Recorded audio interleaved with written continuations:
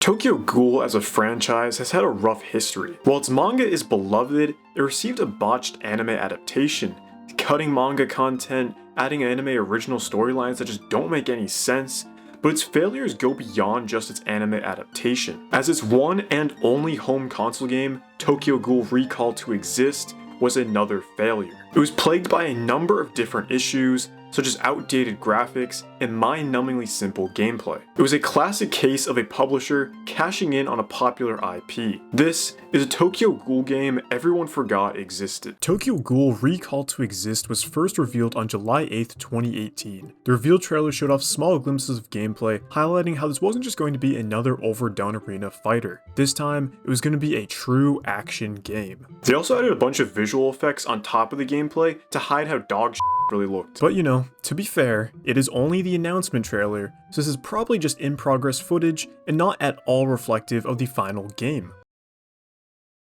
Fans, however, were excited. They were excited about getting a Tokyo Ghoul game and excited about it being an action game. The next trailer would drop at New York Comic Con a couple months later on October 9th, featuring a closer look at the gameplay, and sure enough, it still looked bad, with many fans starting to realize this and grow worried about the final product. And what do you know? Things only got worse. With each subsequent trailer release and new information revealed, the hype for a Tokyo Ghoul action game on home consoles quickly died down, as what was being shown off just didn't look very good. Outdated graphics, clunky gameplay, and a lazy story mode were a number of complaints that were already being echoed before this game even officially released. Nevertheless, Tokyo Ghoul Recall to Exist did eventually release on November 14th in Japan and November 15th, 2019 worldwide on PC and PS4 to generally mixed reviews. It currently sits at a 58 critic score and a 6.4 user score on Metacritic. In terms of Steam charts, we can see that it garnered a total of 45 players in its launch month before dropping down to 18 players only a month later. And the all-time peak is a measly 142 players. While some did enjoy the game, even they could admit that charging $60 for this was highway robbery, as it was riddled with problems and was lacking in many areas. Common complaints compares graphics to that of PS2 games. It also called out the gameplay as repetitive, and the level design is uninspired. And all of these complaints are accurate, plus a number of additional issues too.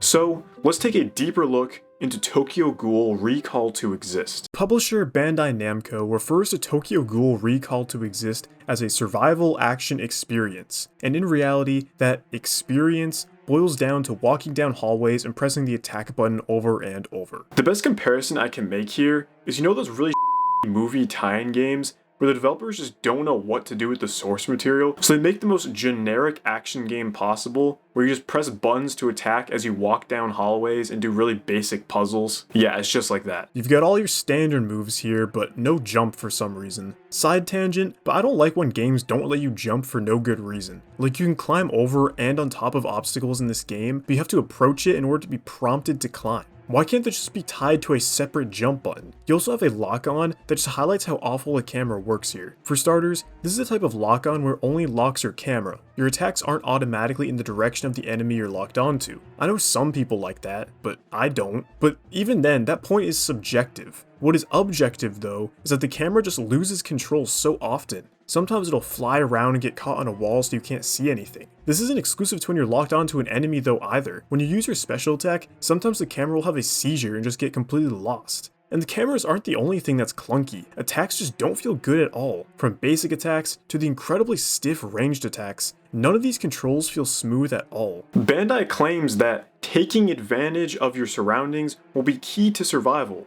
No, it's not. These surroundings boil down to mainly just empty hallways with the occasional random pile of rubble or cardboard box. I guess you can use them as cover, but it's never necessary because the gameplay is so mindless and the enemies are so brain dead. The AI is actually horrible here. There are multiple instances where the enemies would genuinely just run around in circles instead of attacking me. There are these panels where you have to hold them down to activate something, and if you're attacked then you stop activating it. And I kid you not, this happened multiple times. I'll be activating the panel, and instead of attacking me, the enemies would just run around in circles ignoring me, letting me complete the task. And not only do the enemies just get confused all the time, but for the most part, they're just piss easy to defeat. But the second level, I figured out my strategy, which was just spam the block breaking attack over and over. And you know what? it actually worked. If you like walking down hallways and pressing the attack button, then this game will be a masterpiece to you. The main game mode here is the Recollection mode, which is just this game's fancy way of saying story mode. And oh boy, is it bad.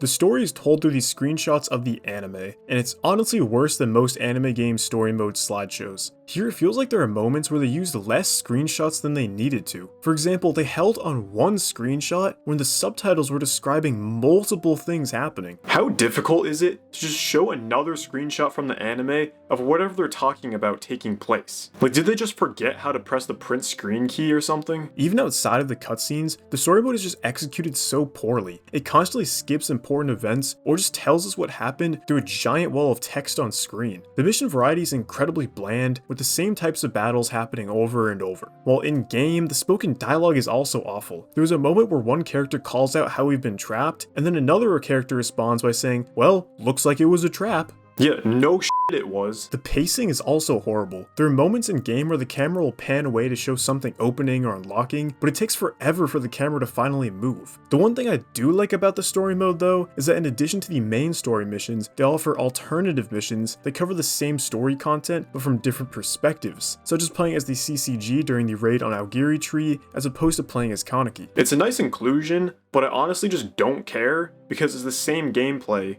as before, and I really don't care about the gameplay either. Thankfully, there is another game mode to try out called Subsistence. What I really like about this game mode is that they felt the need to put a disclaimer that this wasn't canon to the Tokyo Ghoul storyline. You really had to include that? Really? Here's where you can access multiplayer.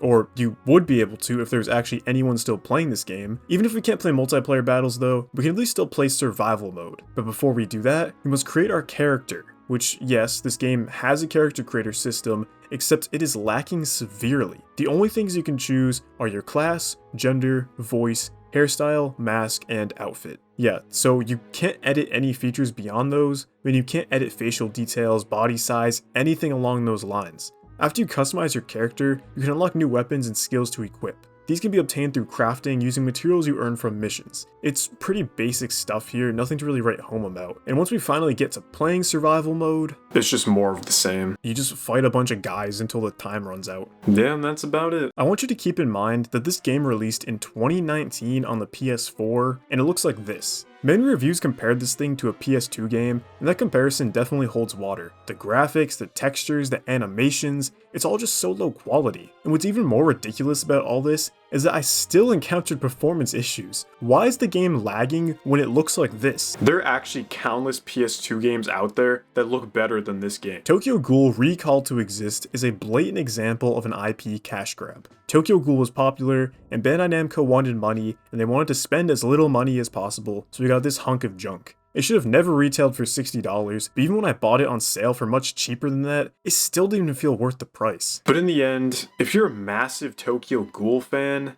then honestly, I think I would recommend just playing Dead by Daylight.